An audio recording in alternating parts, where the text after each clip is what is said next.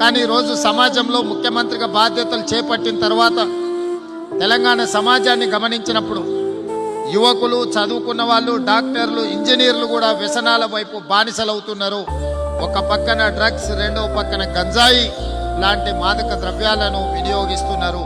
ఇది మన సమాజానికి తీరని నష్టం. భవిష్యత్ తరాలు సర్వనాశనమయ్యే పరిస్థితులు దాపురిస్తున్నాయి.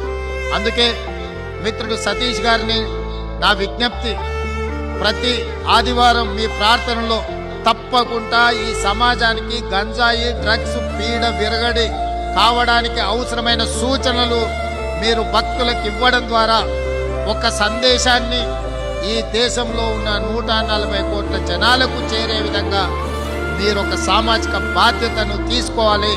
మీ జన్మదినం రోజు ఈ బాధ్యతను మీరు తీసుకుంటారని ముఖ్యమంత్రిగా నేను భావిస్తున్నాను.